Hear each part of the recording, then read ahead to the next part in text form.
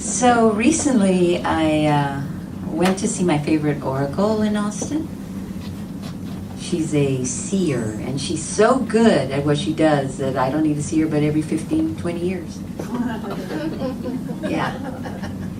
And so we were visiting last summer, and we're having a little very nice conversation.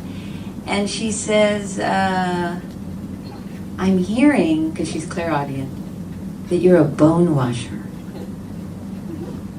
And I said, a what? She goes, and then she checks in with her guide. Is that right? Yeah, bone washer. And she says in ancient Greece, or maybe it was the Grecian islands or around Italy somewhere, there was a lineage of women that you are literally related to. And I guess they're professional mourners. Do you know what those are? They're usually empaths, and they literally go into a situation, like right now the shake starts for me. And it's not just that there's something wrong with me, it's literally energy coursing through my body that I'm learning how to be the chariot rider with it and go, whoa! Partly it's high sensitivity, empathicness, and when someone cannot access their grief, in come the professional mourners. And what was interesting about her telling me this is that she had no idea that I had just done my 23andMe chromosome test. And I'm actually 72% European, Sardinian, well, first Iberian, which is the original tribes of Spain, the original indigenous tribes, then Italian, then Sardinian, and it's the Sardinian that's the bone washer, yay! Because you can go on YouTube and you see them, man, they're doing it. So, what's a bone washer to do in Austin, Texas in 2016? Any suggestions? Hang around funeral homes? What? Hang around funeral homes. That'd be too easy. I think it's called a living room. Because one of the things that this lineage, that the oracle was telling me, is that they didn't just get the body ready for burial. Then they do the, coming into the house and doing the grieving for the person if they can't access it because they're in that stunned, shocked place and have no feeling. It's not just that, but then 5 or 7 years later, they exhume the bodies and they clean every bone one by one. That's the living room, as far as I can tell. We exhume these stories and we literally take out the bones and shake them out, right, Christian? Here's the thing that was in his leg, okay, well, that's another story. So, recently, I was invited, and I think you were there, by a very sweet woman to come and do a short panel for mostly talking to retirement age people, the baby boomers, right? The boomer animal. And it's people that are in retirement or about to be or thinking about it. And I think it was called, What Are You Doing the Rest of Your Life? Is that right? And so I got a little criteria for the 5 minutes that we're supposed to do our spiel. And one of the things that I was being asked was, what is it that created what moment was it that got you on the path to your passion, right? And so I said, okay, well, that's pretty easy. 1970, coming of age, 12 years old. 3 huge catastrophic events in my life. One was my father's murder on his 40th birthday.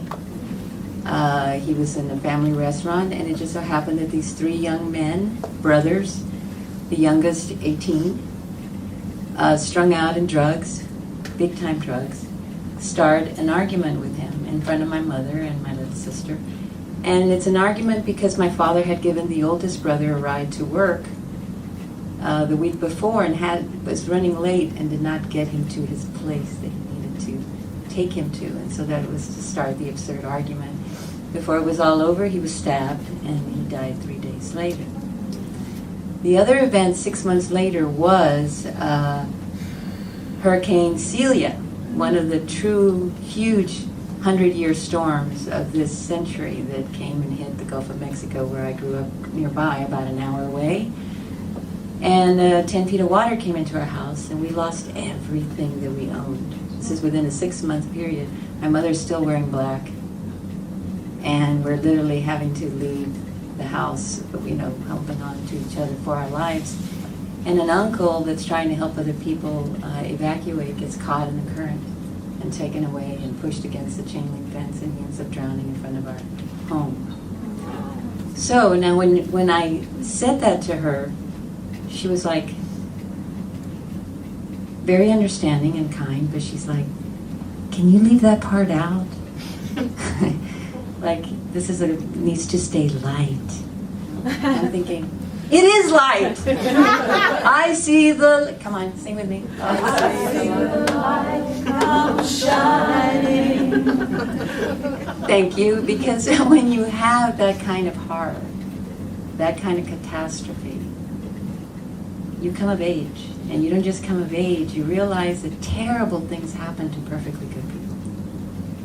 And so I never take for granted that I need to speak the truth. And that day I betrayed myself because I said, okay, I'll lighten it up.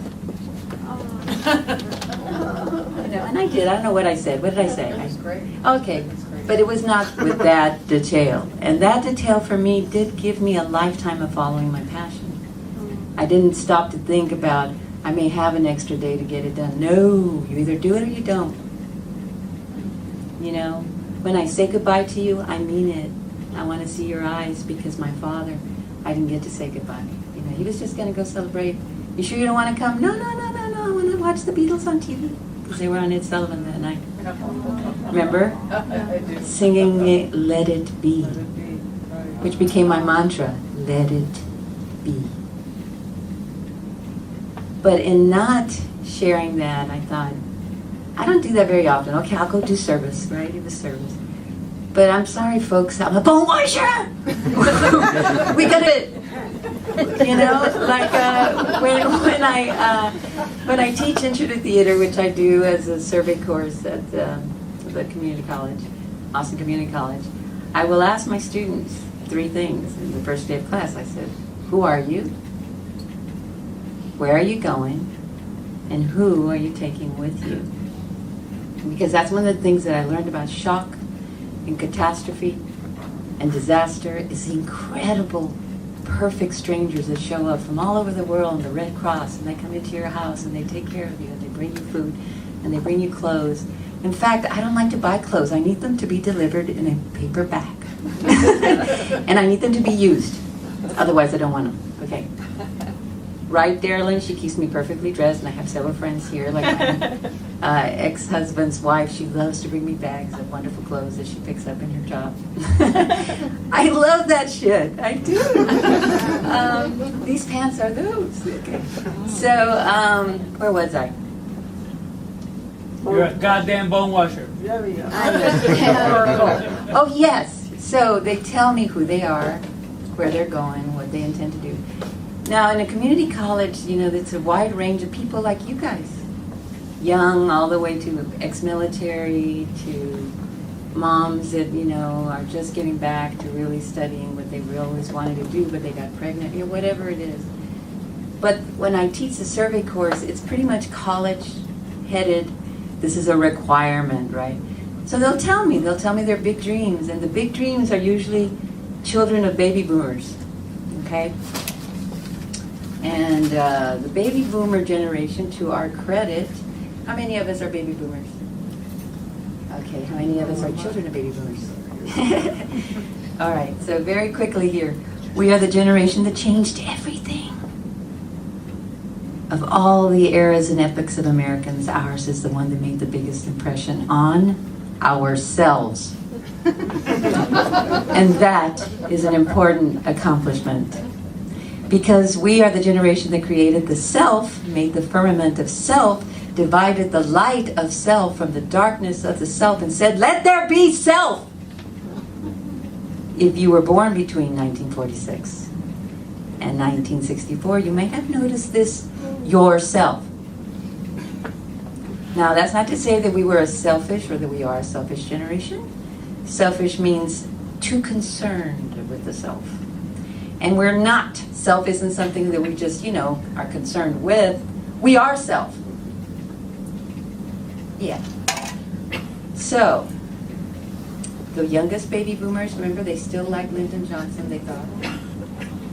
And now we're kind of, I like this word here. We'd be sad about getting old if we weren't too busy remarrying younger wives and reviving careers that hit glass ceilings when the children got here, etc., etc., etc. And the truth is, if we hadn't decided to be young forever, we would be old.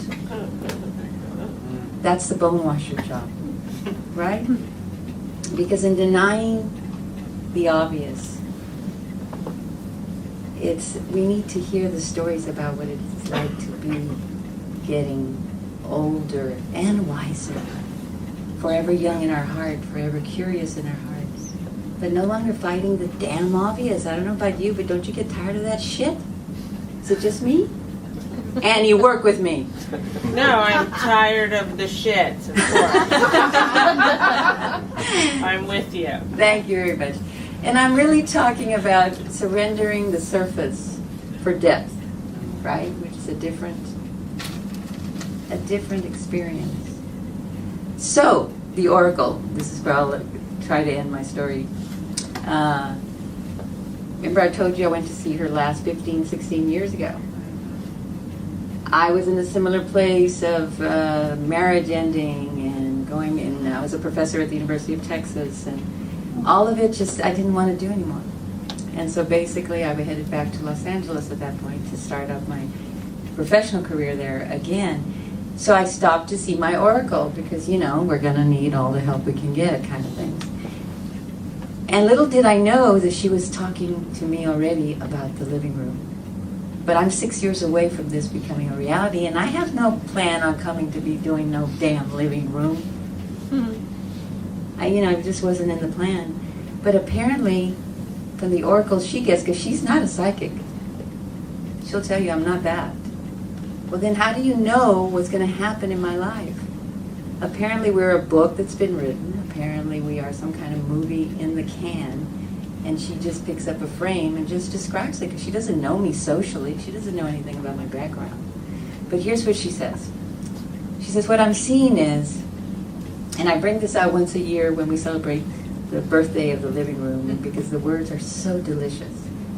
She says, what I'm seeing is, and she says, I don't know if it's a one-time something, improvisational. What I'm seeing you is on a stage or in the spotlight.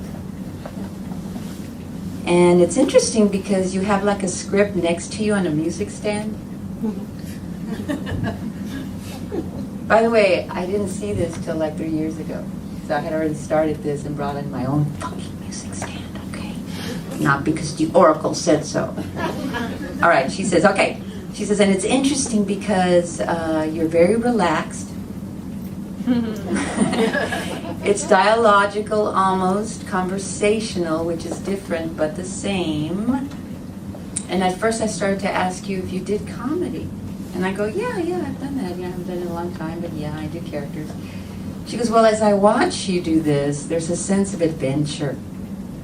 And I'm hearing in the background, I'm hearing my guide say, this is virtual reality. This is very alive. What's that word? For living room, right? It's very alive. It's as if you're introducing an awakening to this audience. It's something very new in a way. It's that you're able to do this without preaching or without conscripting, because you're not conscripting. When they would go around, when somebody conscribes, they go around taking people into an army without their permission, and that's not what you do or would do or are doing. It's a form or milieu I am hearing. While it's familiar, it's familiar. She's trying to get the word family, familiar. And she says, oh, maybe it's storytelling. So she just saw her guy, she says, with a clipboard, and he just checked off, like, check! There's a depth, he's telling me, and a breadth to the work that's calling you, which whispers to an embedded wisdom, asking to emerge. And he says, you're brilliantly improvisational, that while writing is a profound gift that you do, thinking on your feet with the electricity and my hand. Communicating between you and those around you is stimulating and valuable. It is a way he's saying for you to take what is also true that is sacred. The sacred path opening for you is to share deeply, poignantly, and vulnerably with others from your heart. To jumpstart questioning, wonderings, memories, whispering between them and you and within themselves. And that, he is saying, is your gift. To strike with lightning to the very heart of the matter, creating change and rearrangement. This, he is saying, is not a ghost that beckons you. It is your soul. It is a vibrant part of your art. That, he is saying, that you have hidden from. And the material, as always, is your life. Lived courageously, boldly. He's saying you have dampened down your sparkle for good reasons and bad. And it's not that you've been wrong or right. You have simply been, well, busy, he's saying. And yet there has always been this sense of waiting to begin again.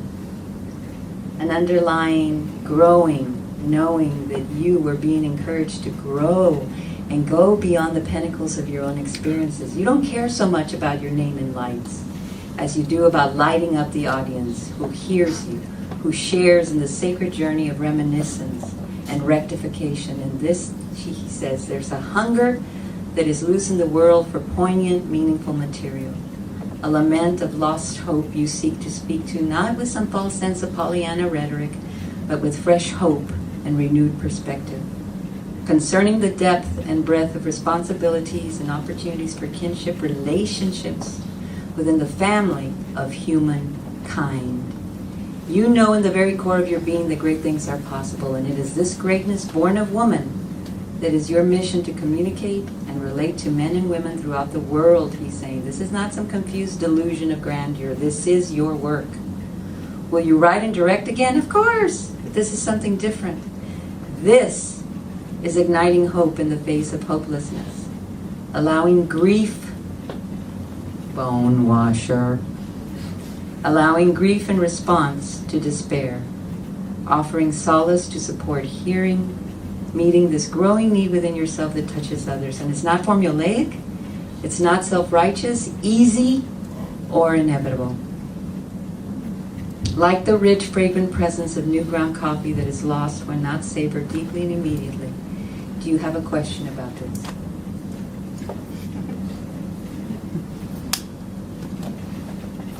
Of course I did. But that is another story. So, familial, familiar, family, the sharing of our hearts, and not to be afraid of our sadness. Because there's some other bone washers around, and I'm going to end with his words. Maybe you've heard of Stephen Jenkinson and his work. He wrote the book Die Wisely, and you can see his amazing work in a documentary called The Grief Walker. He says, grief is not sadness. There's sadness in grief, but grief is not exhausted when the sadness goes away, and it does go away because you can only drag yourself around and rend your clothes for so long. Sadness has a shelf life, but grief endures, and it's that capacity to hold the grief, because you can only grieve what you love. That's the testament to what you love, is the grief. And you keep breaking your heart open to it. It does not go away. It shouldn't go away. Then you didn't really love. Right? You're a pretty smart guy. Yes. So let's leave it at that. If we come to that realization, I hope that you have valued this time to revisit the sadness, the grief, and the jubilation and the joy and the excitement and the kinkiness. Wait, you look at me? Yeah. In a good way. So thank you so much. I have no idea what our next theme will be because we're doing something different in December. I'll be in New York for a conference during our regular time. So we will probably be at the Mexican American Cultural Center second week of December. It'll be a collaboration with the Latino Disability Project. And then we'll probably do January there as well. And then we'll do our big love-in story time back here in February. So thank you so much, and I would like the lights to come on, and then the storytellers to come up for their picture. And then if there's any questions you have for the storytellers, now's the time when they're up here. Does anybody have a question? Okay, then you're all fulfilled, I guess. All right, now let me come and have to clean your bones up. Okay, just show me